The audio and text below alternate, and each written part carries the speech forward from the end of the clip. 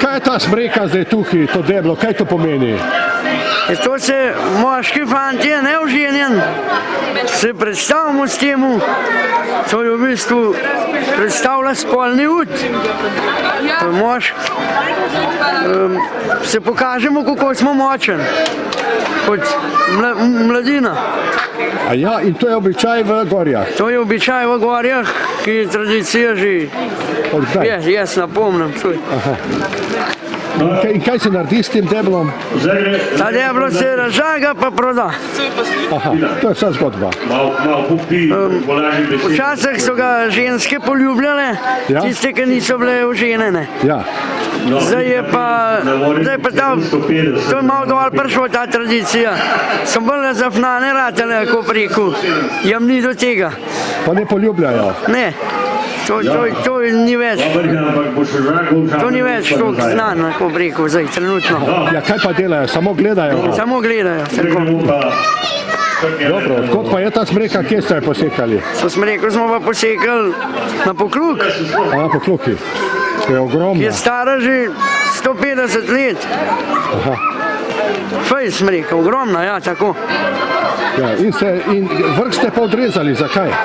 Zato, ker bomo več iztržali z njih.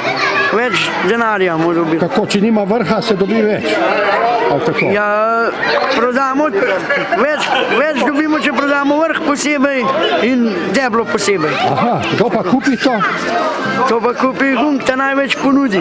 Aha, pa kupec se vedno najde? Najde, zmeraj. Dobro, v redu.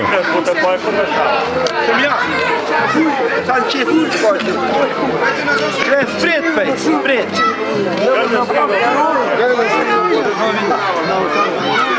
To se vleče ploh, če so bena punca neoženi. Pa morajo včasih so delali, da so fantje lovili punce, pa so mogli vrh smreko okušati. A so vrh smreke? Ja, ampak zdaj ne vem, če nadevajo. Včasih so jih lovili, zagrabili pa nesel pred smreko, pa ni več tega. To je včasih zelo. Aha, kaj je pa zdaj to, kot kaj? Ja, zdaj imajo pa tam naš vladi poje, da nekaj zaslužijo, imajo veselico poje. Aha, kdo pa kupi to smreko? Tam so poje kandidati, tam nek zdejo, a vidite. So agrarna skupnost, Kranjska dolina, pa tisto obrtniki, pa vseh tiste sponzorji. Rad so pa to prav kmečje fantje. Neporočeni, ne? Ja, mora biti neporočeni.